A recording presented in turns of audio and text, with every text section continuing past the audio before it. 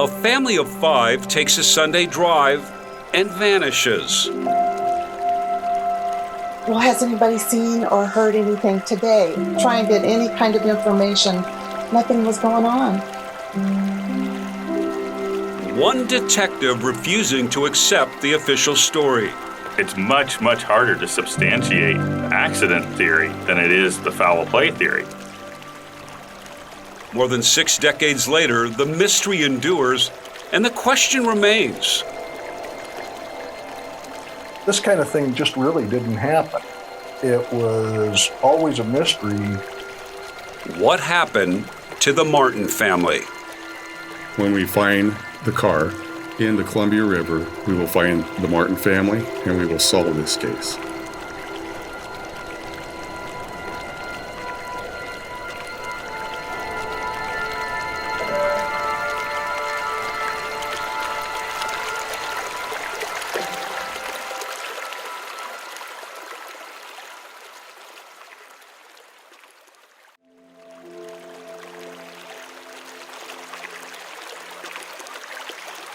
Part 1. Into the Water.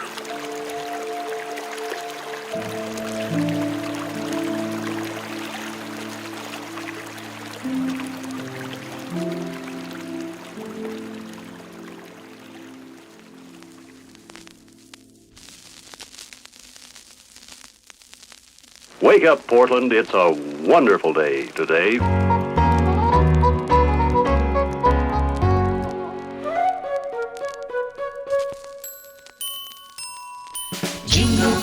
Jingle bells, jingle all the way. Oh, what fun it is to ride in a one-horse. It was Sunday, December 7th, 1958, and Christmas was in the air. And the one thing we know about the Martins, this is a family that loved Christmas. They didn't just decorate their house, they decorated the whole street.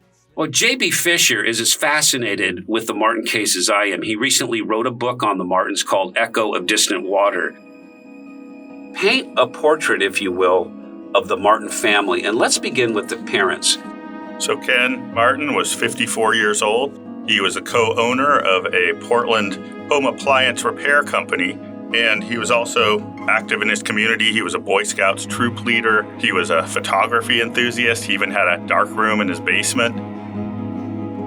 And then there was Barbara Martin, who was 48. And she was a homemaker. She was also really active in community and church groups.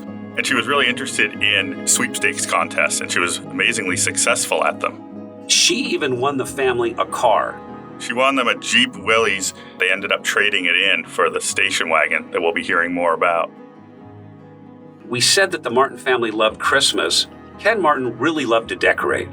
Yeah, their street was actually called Candy Lane over in northeast Portland, and it got that name because Ken was really fond of dressing up as Santa Claus, having the neighbor kids over. A few years before, had started to make plywood candy canes, about 4 foot tall wooden candy canes that he distributed to all the houses on the street. And the Martins also had 3 daughters. So the oldest was Barbie. She was 14, followed by Virginia, who was known as Jenna, who was 12, and then Susan, who was 10. Girls who went to school in the neighborhood. The younger 2 went to the local school, Rose City Park. The older daughter, Barbie, was a freshman over at Grant High School, and they were really active in their community.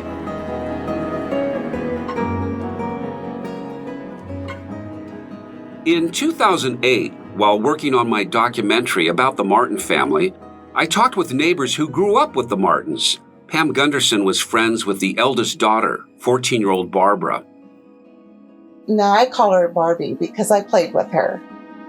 So Barbie and I used to play together, and Lou and Linda Ellis, and we'd all ride bikes and just play in the neighborhood. I mean, it was wonderful. I just remember that they were very into the neighborhood, like the candy canes on everybody's door, at Christmas. And these wonderful backyard skits that we do. And so we perform for our folks and everybody in the neighborhood. It was just so fun. It's odd, but we seem to vividly remember brief flashes of moments from her childhood. Pam recalls making lunch with Barbie one day. Barbie and I remember she came over to the house one day and I was fixing myself a sandwich. And she says, okay, well, I want a tomato sandwich, so I'm going to go to my house when you finish your sandwich. It was summertime. The tomatoes were on, and she made the most wonderful tomato sandwich. It's always been a memory. Barbie was a fun gal. The Martin neighborhood, the kids, the families, really seemed very much like 1950s America. It was a really family-oriented neighborhood. There were lots of kids on the block, and one thing I learned in doing research was that the Martins actually hosted a lot of activities and events in the neighborhood. They put on a lot of plays and pageants, not just at Christmas, but at other times of year. I also learned that Barbara Martin had perhaps one of the first freezers on the block, so kids would come over for popsicles quite often. So they were a popular family. They were a popular family, and some of the other families that are mentioned at times in the coverage of their story are referred to as camping partners of the Martins and other kinds of groups that they were involved in. They were real active. Sue was in the same grade as I was. Virginia was in the same school and a couple of years old.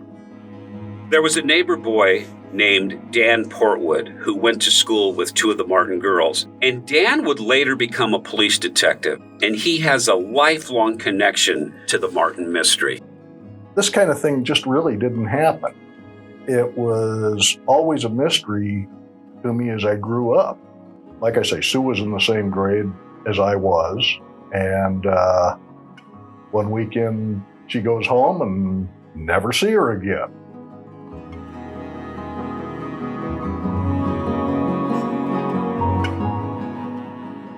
The Martins also had an older son, Don. And JB, what do we know about Don Martin? So Don was 28. He was stationed in the Navy in New York at the time. He was also an art student at Hunter College and Columbia University. What was his relationship with the family? Well, Jeff, this gets a little bit tricky. They'd been really close-knit family in earlier years. There are pictures of Don in his Scout's uniform. He had been real close with his parents and with his sisters. But Don had had a falling out, got into trouble, and was sent to the East Coast. Unfortunately, it seems that the family grew apart.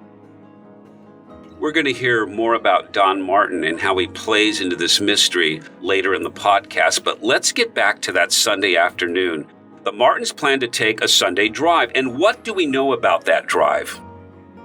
So the Martins had relatives over that Sunday morning and had told them they were going to go, quote, up the highway to collect Christmas greens like ferns and pine boughs, and up the highway in that time period referred to the Columbia River Highway.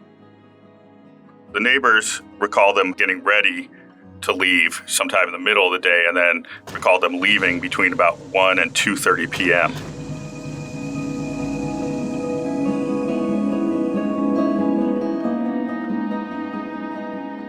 And when we say they were taking the trip, this was the whole family. This was the whole family, the 3 girls and the parents. What do we know about the car that they were traveling in? The car was a 1954 Ford Country Sedan station wagon, off-white color with red trim. When Barbara Martin won the Jeep several years back, they had traded that Jeep in for the station wagon.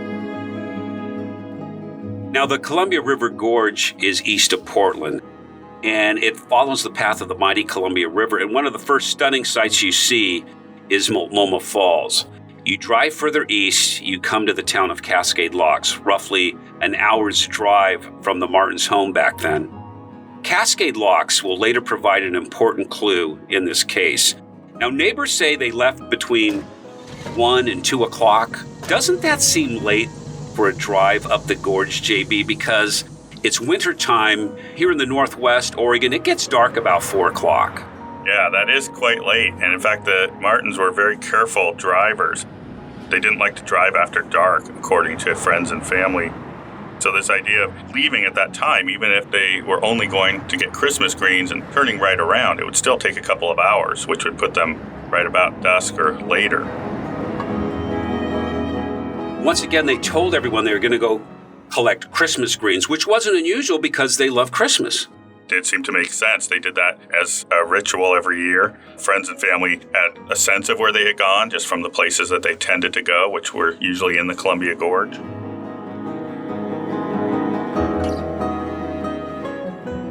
But it will be the last Christmas ritual for the Martins. What nobody knows yet, the Martins won't come home this night or any other night. It's late Sunday evening, the Martins' neighbors are sleeping, all is quiet, but they'll soon wake up to the shattering news. Their neighbors, the Martins, are gone, vanished.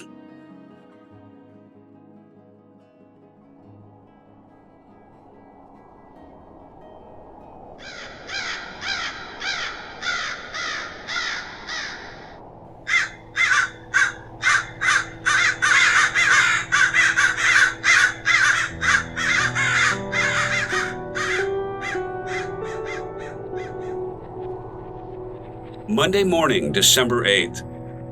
The morning started out like any other, the milkman making his rounds, mothers making breakfast, fathers headed out the door to work, and kids on their way to school. JB, when did friends and neighbors become aware that something was wrong? So initially, family members discovered that they were missing Charlotte Dorsey, who was a teacher over at the school that the two youngest daughters went to. Learned that neither of the girls were in their classes, and then she checked over at Grant High and learned that oldest daughter Barbie was not at school. Ken Martin's boss also found that Ken didn't show up for work for an important morning meeting, and then it really wasn't until nighttime that police were contacted. By the next day, word of the Martins' disappearance becomes headline news in the Oregonian and the Oregon Journal. As days pass, people listen to their radios for any new information. Pam Gunderson grew up with the Martin girls. It was not good. It was just like, well, has anybody seen or heard anything today? Every day would be, what's new? You turn on the radio and just try and get any kind of information, and nothing was going on. The Martins told neighbors they were traveling up the Columbia River Gorge east of Portland. Portland is located in Multnomah County. The Columbia River Gorge crosses several counties, and that was a problem. No agency really took charge of the search. Yeah, there were actually 6 agencies that got involved in the Northwest Oregon and Southwest Washington areas because really no one initially knew where they had gone. The Martins never told anyone their exact destination. There was no coordinated effort. Were these agencies talking to each other or sharing information? There wasn't much communication, at least in the police reports that I've seen and in the media coverage. It doesn't seem like there was much.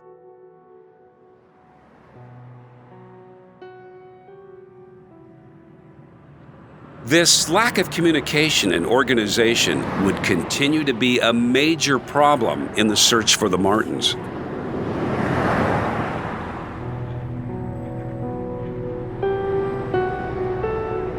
It had been 2 weeks since the Martins had vanished, and when a new clue suddenly emerged, it came in the form of a gas station receipt mailed to the Martins' home. It showed Ken Martin had purchased gas at a standard station in Cascade Locks the Sunday afternoon the family disappeared. Cascade Locks is in Hood River County, and armed with this new clue, the county sheriff developed a theory about what happened. And JB, he believed the Martins accidentally backed up and drove into the Columbia River. Yeah, that was really the primary theory at the time, was that it was an accident, that the family had stopped down at the old government locks at Cascade Locks, which are shuttered, closed down old locks, and that the Martins accidentally drove into the water there.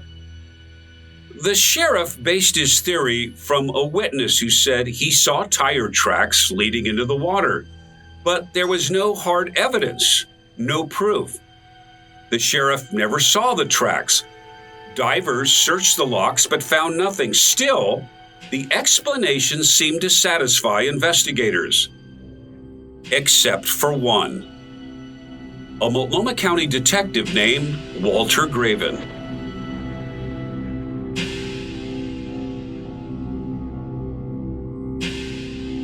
He was a dedicated detective. He worked hard on every case, and he took every case personally. Greg Graven is the chief of police in Yamhill, Oregon. He is Walter Graven's grandson. Greg's father was also a police detective, and Greg, when looking at pictures of your grandfather, it's incredible. He looks like a Hollywood version of what a detective should look like. Imagine back in the 50s, detectives wearing the long coats, the hats cocked a little sideways. You're defining my grandfather. When it came to the Martins, Detective Graven had a gut feeling that something wasn't adding up.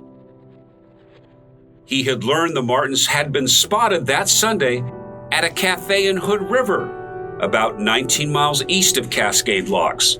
And Greg, when your grandfather verifies this information, he knows the Martins didn't plunge into the river at Cascade Locks. That is correct. And Detective Graven knew something else. The Martins weren't the only ones spotted at the Hood River Cafe. So, in media coverage and newspapers, shortly after the disappearance, you start to hear about two ex-convicts, and only one of them really is mentioned by name. His name is Lester Kenneth Price.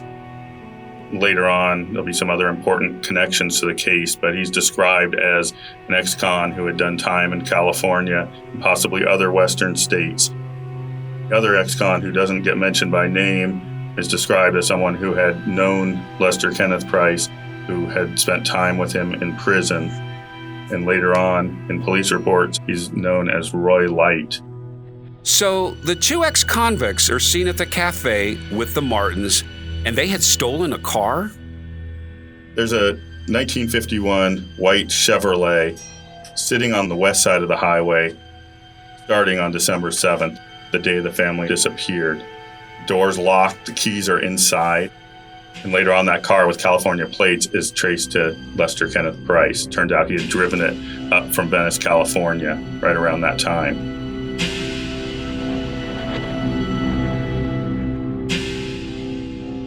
And because of the stolen car, the FBI gets involved, and it really had nothing to do with the disappearance of the Martins, JB?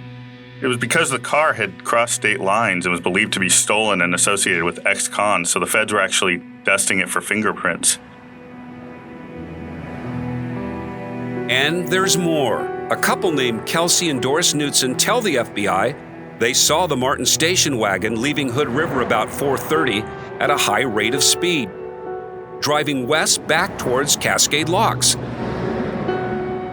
They later saw it parked in Cascade Locks with two young men standing next to it.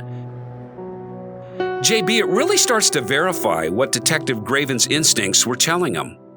It really does, Jeff. One of the things is that the Hood River Cafe, the waitress who had waited on the Martins, who had told investigators that she clearly remembered waiting on them that afternoon, was very clear in when they were there. She said she remembered turning on the floodlight in the parking lot because it was getting dark while she was in the middle of serving them, which puts the timing of this FBI witness report from the Knutsons in exactly the right place. Clara York, the waitress, remembers the Martin family leaving the restaurant, heading west, and then we have this report that says basically the car was seen at a high rate of speed heading out of Hood River, stopped at Trotter's Point, which is where the 1951 Chevy turns up, abandoned, and then again in Cascade Locks with two young men standing next to it.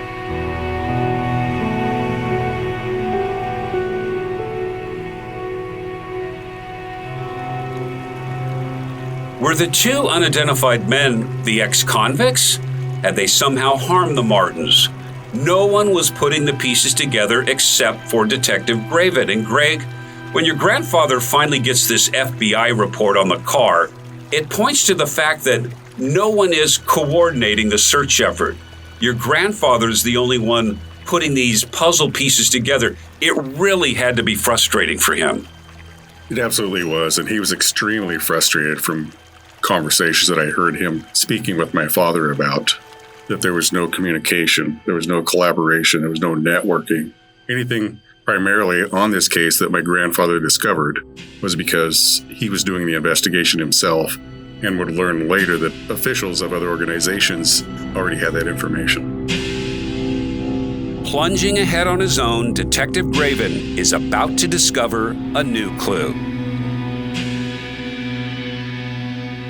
The Dalles is a town about 28 miles east of Hood River. In 1958, an aluminum plant sat on a rocky cliff above the Columbia River just downstream from the town.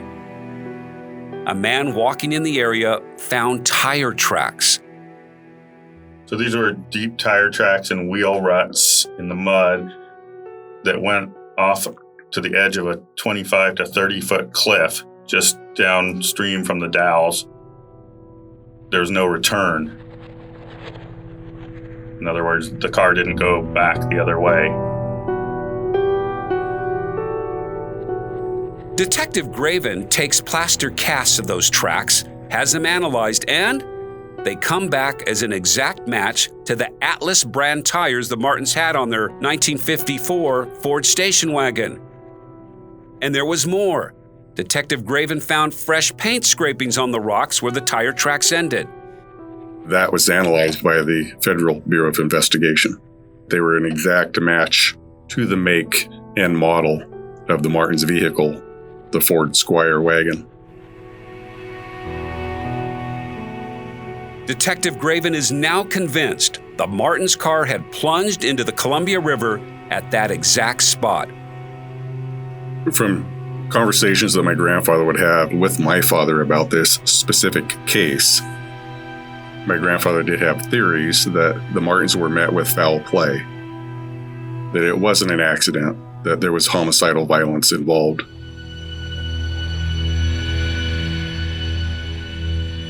Who would want to kill the Martins? Did they dispose of the Martins' bodies by pushing the car off the cliff near the Dalles? Detective Graven was making progress in his investigation, but there was one major problem. No one, not even his superiors, were listening. My grandfather was investigating this case. He was initially investigating a fraud, illegal activity on the Martins' checking account. And then he was told by his administration that should be his focus and nothing else. His administration, as well as other cross-jurisdictional organizations, were involved in this, and there was not any information sharing. There was not the collaboration or the networking that should be involved in this case. Remember, the Hood River sheriff, without any hard evidence, had already concluded the Martins accidentally drove into the river at Cascade Locks. Detective Graven was certain the Martins and their car were in the Columbia River below the cliffs in the Dalles. And he believed, based on evidence and clues, the family had been murdered. The car and bodies dumped into the river. In my career in law enforcement, I do not see this happening now. However, from what my grandfather explained was that there are individuals who are in positions of authority, and when they're making decisions, instead of admitting that they potentially could be wrong, they commit themselves to that theory, and they would stick with that theory instead of being open to other options or circumstances that could potentially have been involved.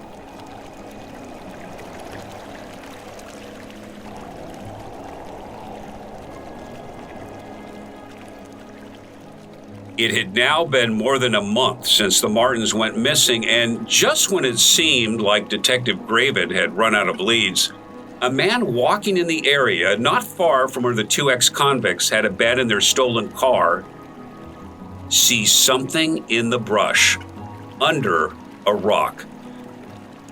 What he found was a bloody and battered gun. A bloody and battered gun. And when he traces the serial number on that gun, Detective Graven will uncover another clue. One that will link the gun directly to the Martin family.